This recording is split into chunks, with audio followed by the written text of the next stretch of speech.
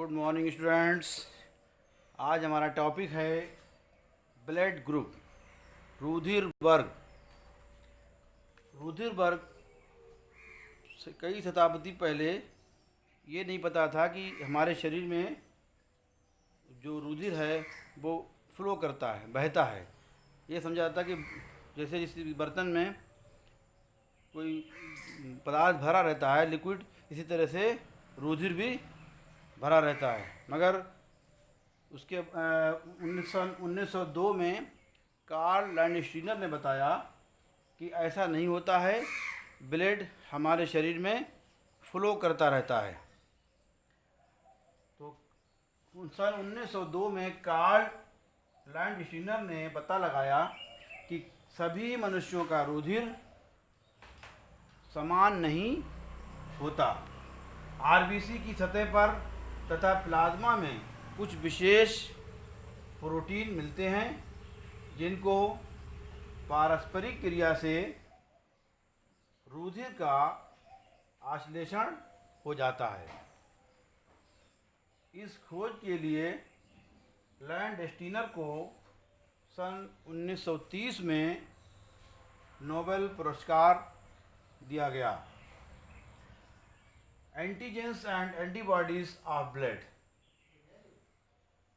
मनुष्य के रुधिर में दो प्रकार के एंटीजन प्रोटीन, एंटीबॉडी प्रोटीन्स पाए जाते हैं। नंबर एक एंटीजन या प्रतिजन या एग्लूटिनेजन, और नंबर टू एंटीबॉडीज़ या इनको प्रतिरक्षी भी कहते हैं, और एग्लूटिनिन। सबसे पहले नंबर एक एग्लूटिनोजन। एंटीजन विशेष ग्लाइकोप्रोटीन्स हैं। आरबीसीज यानी लाल रक्त कणिकाएँ की कोशिका कला दो प्रकार के एंटीजन होते हैं, एंटीजन ए तथा एंटीजन बी।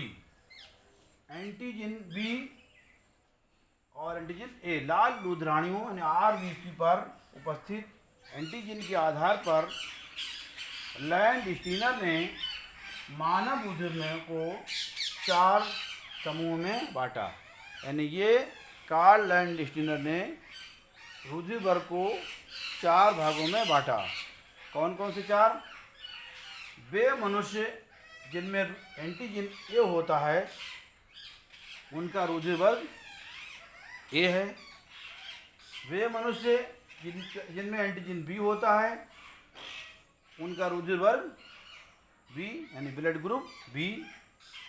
और थर्ड पॉइंट, वे मनुष्य जिनमें एंटीजन ए तथा बी दोनों होते हैं उनका रुधिर वर्ग A B, blood group A B होता है। वे मनुष्य जिनमें कोई भी एंटीजन नहीं होता है उनका रुधिर वर्ग यानी ब्लड ग्रुप उनका ओ होता है।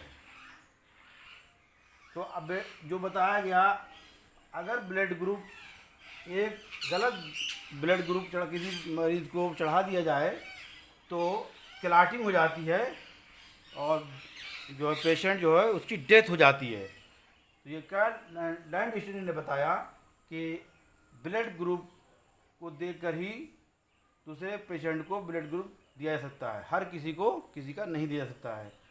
तो ये बना चार्ट देखिए, ये डोनर्स आरबीसी विद एंटीजन और ये antibody A in plasma of recipient. तो donor's type A RBC are clumped by recipient's A antibodies. अगर जो है एक क्लम्पिंग का दिखाया गया कि आपस में क्लम्प हो जाती है। नंबर 2 एग्लूटिनिन्स, ये रुधिर के प्लाज्मा में होते हैं। ये भी 2 प्रकार के होते हैं, एंटीबॉडीज़ ए तथा एंटीबॉडीज़ बी। मनुष्यों के रुधिर कणिकाओं के जो एंटीजन नहीं होते हैं उनके प्रति इनके सीरम में स्वाभाविक एंटीबॉडीज पाई जाती है। फॉर एग्जाम्पल, उदाहरण के लिए ए रुधिर वर्ग के मनुष्यों की रुधिर कणिकाओं पर एंटीजन बी नहीं होता है, अतः उनके रुधिर सीरम में एंटीबॉडी बी पाई जाती है। इसी प्रकार बी रुधिर वर्ग के मनुष्यों की रुधिर कणिकाओं पर एंटीजन ए नहीं होता है, इनके सीरम में एंटीबॉडी ए या बी होती है। ए बी रुधिर वर्ग की रुधिर कणिकाओं पर दोनों एंटीजन ए तथा एंटीबॉडी बी एंटीजन बी होते हैं, यानी एंटीजन ए का एंटीजन बी होते हैं। इनके सीरम में कोई भी एंटीबॉडीज नहीं होते हैं। इसी तरह से ओ रुधिर वर्ग के मनुष्य में कोई भी एंटीजन नहीं होता है, अतः इनमें दोनों ही प्रकार के एंटीबॉडी ए तथा एंटीबॉडी बी होते हैं। तो इसको एक टेबल के द्वारा बताया गया है कि ब्लड ग्रुप अगर ए है तो उसमें एंटीजन उसके ए होगा और एंटीबॉडी बी होगा। अगर ब्लड ग्रुप बी है तो एंटीजन बी होगा और एंटीबॉडी ए होगा। ब्लड ग्रुप ए बी है तो उसमें एंटीजन ए और बी दोनों होंगे और कोई भी एंटीबॉडी नहीं होगा। इसी तरह से अगर ब्लड ग्रुप किसी का ओ है तो उसमें कोई भी एंटीजन नहीं होगा और एंटीबॉडी ए और बी दोनों होंगे।